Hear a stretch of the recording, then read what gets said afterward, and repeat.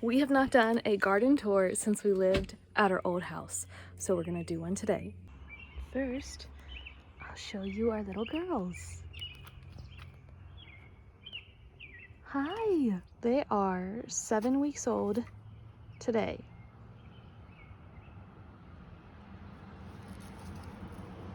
Each of them, their names have meanings. So the red one is Sweet Plum. There is a South African rugby player who is nicknamed Spicy Plum, so we called her Sweet Plum. And his hair is the same color as she is. So we were like, she's the sweetest one of all of them, so we can't call her Spicy Plum, so we're gonna call her Sweet Plum. Then the white one is a Leghorn, so we call her Foghorn instead of Foghorn. Then the black one is called Big Girl, and there's a story behind that, but it's too long to share. But it has to do with Scott's accent. And then the comet at the end is another long story. Her name is She-Evelyn, which I'm embarrassed to tell people. Actually, her long name is It's a She-Evelyn, but yeah, that's another long story that has to do. You know what? I'm going to share that story. That story, I was working at Trader Joe's, and at Trader Joe's, they ask you to talk to people about anything. Don't talk about the weather, and just be super friendly.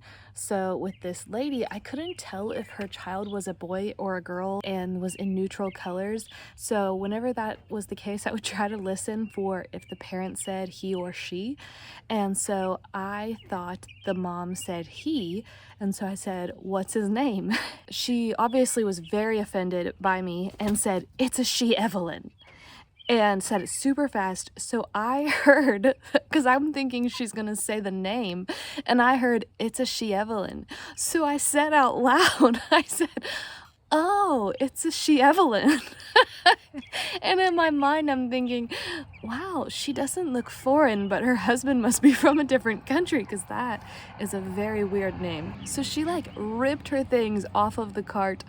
I was done ringing her out and like stormed out the door. And as she walked out, I realized it's a she, and her name is Evelyn. But she said it's a She-Evelyn, so when Scott and I were trying to figure out names, he said we should call her It's a She-Evelyn. So poor thing, that's what stuck. But we have shortened it to She-Evelyn. So she is very cute.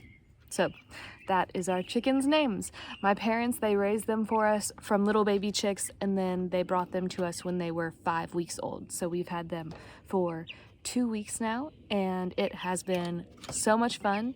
This is a dream that has been, I'm gonna turn it back because they're coming all up close. Aren't you? You're just so sweet. This is a dream that's been 6 years in the making for us to get chickens. And this is why you go slow and steady, because when you finally achieve the dream, it is very rewarding, because we didn't rush into it when we weren't able to. We did it on our terms, and we're so grateful. This is the coop that Scott built. We still have this top part. We're gonna, not by we, he's gonna make a latch, so we've still got to do that. And then these things always get twisted around, so we're gonna have to screw those in tighter. And then the perch, we've just been moving in and out every night.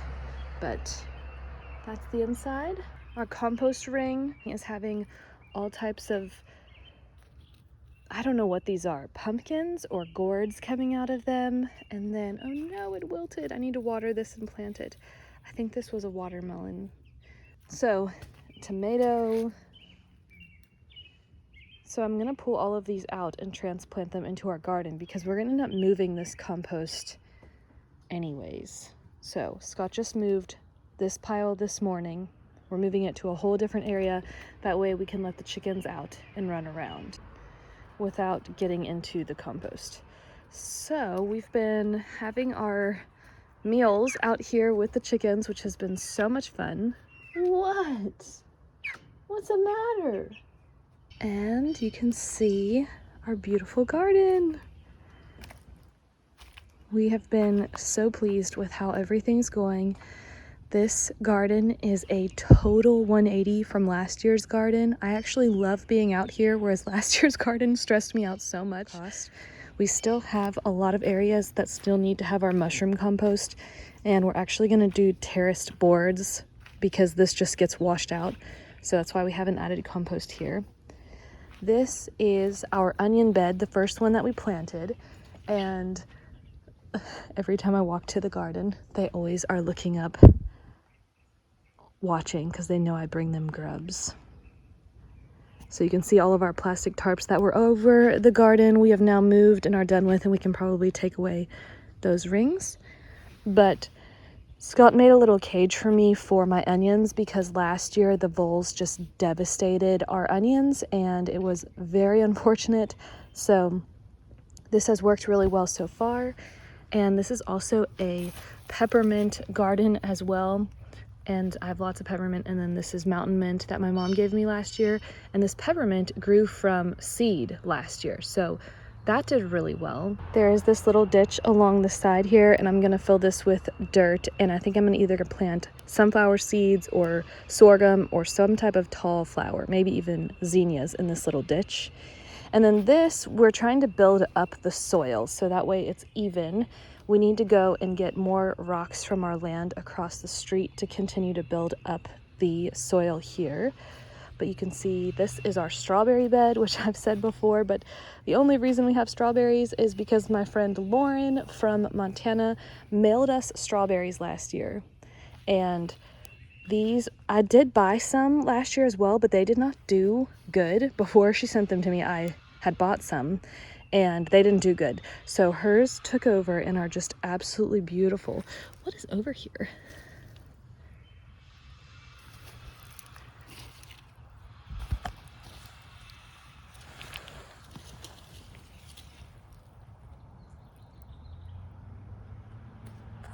Look at that.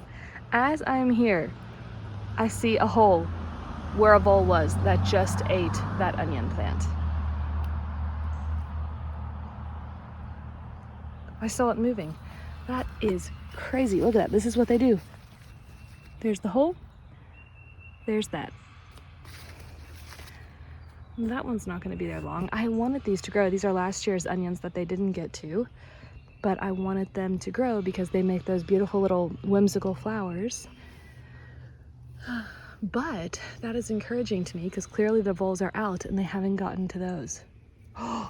I'm gonna be a country person, but I'm gonna go grab a pitchfork and try stabbing it in the ground because I think the vole might still be there because I see this one jiggling around. So this little video is gonna go on pause.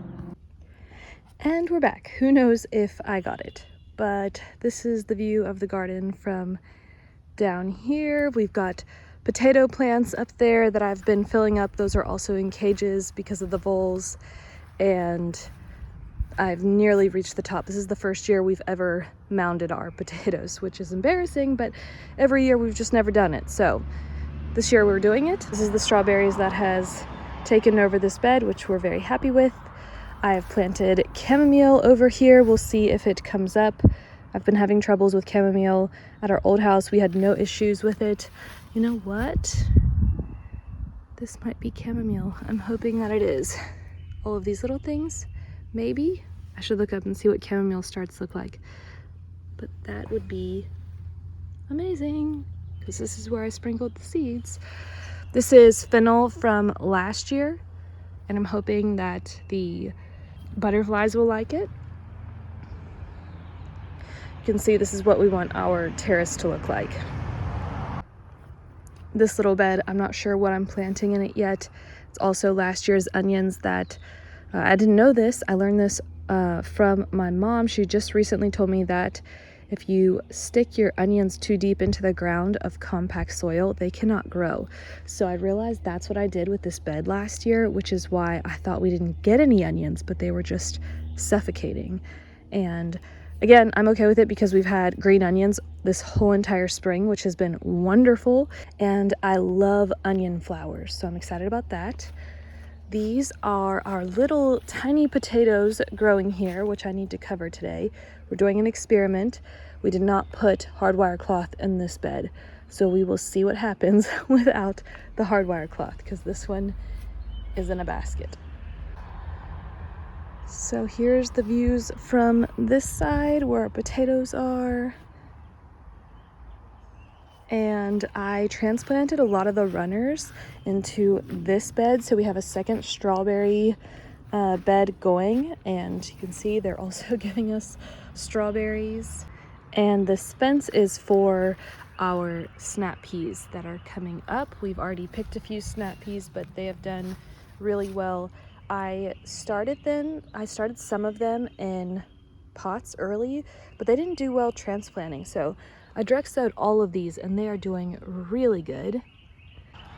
And then on the other side, I've got arugula growing. We love arugula on pizza. And then I had lettuce seeds that I planted and they never came up. This is another onion bed with peppers. Every 2 feet I did a pepper plant. And I've been really trying to be intentional with my spacing this year. Normally, I just jam everything super close together, but that usually results in problems and disease and all kinds of issues. So I'm actually trying to be intentional with my planting this year. And also, as I'm planting, I double check and make sure that the plants complement each other. So pepper plants and onions do well together. And then this is obviously a potato that we didn't dig up last year, so we've been contemplating digging it up and moving it, or should we just leave it at this point? That's kind of the direction we're leaving in. It just is kind of in the pathway, so that's not super nice. And then my tomato plants are so little, but I went ahead and planted them outside because I think they're going to do better in the ground than in the pots. So I went ahead and planted them outside. You're probably wondering, what are these things around them? This is one of the reasons I love having chickens, is we can feed them all of the grubs. Who wants a grub?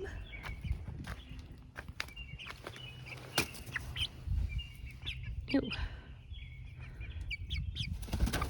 Oopsies. Who's gonna get it? Ew.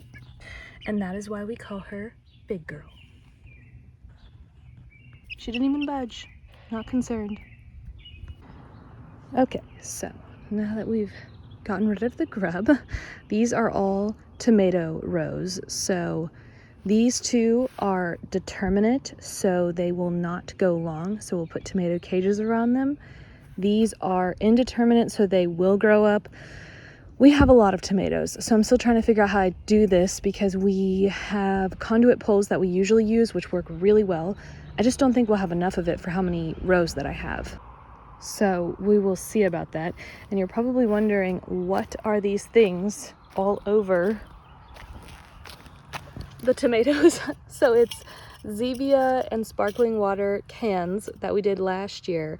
Last year we had a problem in our garden with cutworms. As soon as I transplanted my tomatoes, half of them got sliced off, and this worked. So I saved them all from last year and added them again.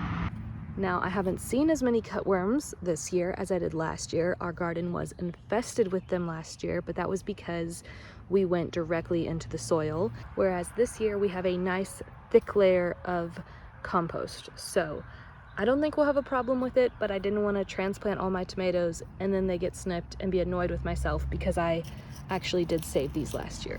We have 3 elderberry bushes. That one is huge. This one I split my comfrey and I put it over here next to it, and it did really well. I didn't think it was going to transplant that well, but it did wonderfully. And then I did take cuttings from my elderberry when we got back from South Africa, and only one of them lived. So that one we will add. We want to do a whole row of elderberries along this fence line. And then over here, I've got more indeterminate tomatoes. And then each side of the tomatoes, I'm gonna have something growing. I didn't put labels in, but I wrote it all in my garden book. This side I did chamomile, and this side I did Genovese basil, the whole row. And we have more onions. And I was really impressed with this nasturtium. So we had nasturtiums here last year, but we put a huge layer down over top of this. Leaves, compost, and the fact that that still came up is very impressive to me. So I've got another row of indeterminate tomatoes. Both of these rows are different varieties of sweetie or cherry tomatoes. Then this is going to be my big tomato row, and then we'll fade into more cherry tomatoes at the end. I have found that I prefer cherry tomatoes and Roma tomatoes over the big tomatoes, so I don't grow as many of them as I used to. And I think this year I just did Brandywines, Prudent Purples, Green Zebras, and one white tomato. And those are my only big varieties that I have. And then I have more onions. It's gonna be the year of the onion. If the bulls don't eat them, we will see how this goes. That's why I planted extra. And the beets have done really well. I didn't have any success with beets last year. I think I only got a few. So I'm very impressed by this. And I am also trying to be intentional with succession sowing this year. So I have another tray of beets that are starting out inside now, because these I started back in, I think, the end of February. So I have new seeds I just planted yesterday, and then this area here is empty. I'm gonna add tomatoes where those two wood chips are, but I can continue adding the beets down here. And the edge fence, we haven't done anything except the berry bushes, so that is a thornless raspberry bush. And then in this corner is the thornless blackberry bush. And then last year I did my sunflower wall around here, so I'll do that again this year, and hopefully we'll have some very tall amaranths as well, because I love the red amaranth. And then all of my violets I've just left in because I hate digging up violets. So left all of those in, even the clovers I left in. This is echinacea I grew from seed last year. Also echinacea from seed from last year. The comfrey plant that I bought from Azure last year has done amazing. It is huge and beautiful and has done so well. I've planted cantaloupe seeds on either side of it.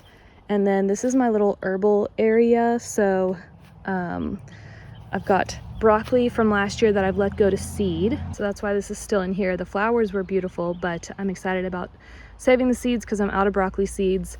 And then this is echinacea that we transplanted from when we lived in Indiana. We brought it with us, and you can actually start drying and dehydrating these leaves because they're very good in tea.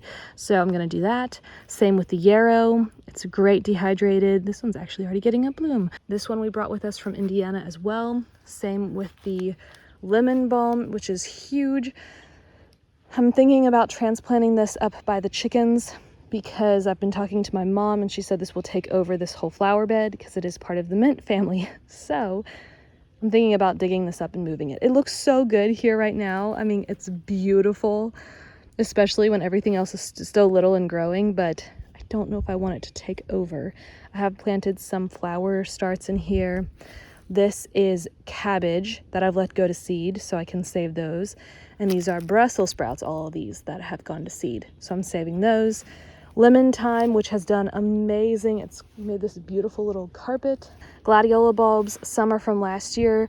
I dug them up last year because I thought that I needed to, but we're far enough south that we don't need to dig up our bulbs, which is amazing. So I replanted the ones I dug up last year and saved, and then I also went and bought more because we love gladiolas. And then that is Black-Eyed Susan, which we brought with us from Indiana. And these are all my zinnias that are coming up.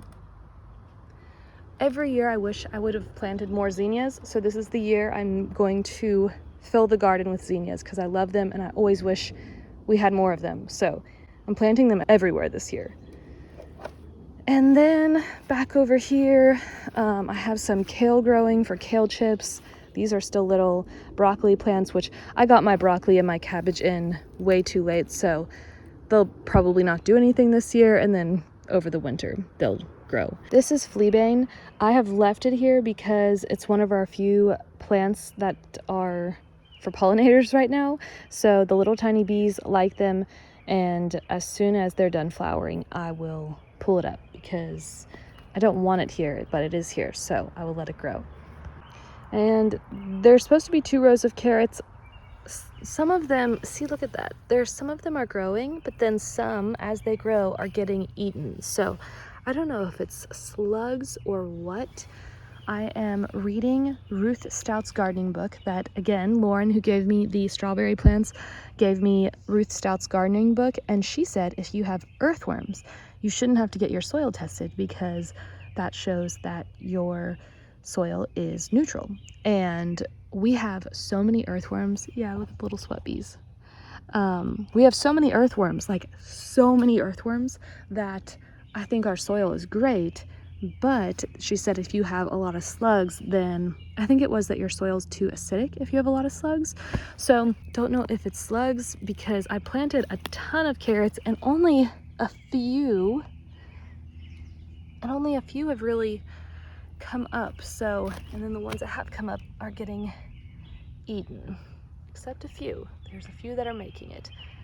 I'm really trying to grow the things that we eat a lot of, and we eat a lot of carrots. This is my California poppy, which is so beautiful. These cut cups are also for the cutworms because the cutworms got my cabbage and broccoli last year. So I've done that. And then this is last year's calendula that came back up on its own again. And then I've planted some more as well. And then this is last year's thyme, which we redid this whole garden. So all the ones that came up again this year, I've been so pleased by because this is a whole different style bed than we had last year. So that is everything on the inside. We need to do some weed eating. Today I'm going to add compost over to this side. I've been waiting to do it because last year's, I don't know how to say it, asylum or asylum, it all came back up on its own. So I've been trying to see where it's coming up. That way I can put the dirt in around it. But I'm so excited because it looked so pretty last year and I did not realize that they would self-seed. You can see they're growing here too. And then a few is coming up on this side. And I also started more from seed because I like having this entryway from the fence. See little tiny white flowers. And then there's really not much else. This area we need to work on. We haven't done anything with this outside area. This side we've worked on, but it's so hard. I don't know what grass this is, but it comes up every year. It doesn't matter how much dirt we put down, this grass comes right back up through it. And yeah, it just makes it challenging.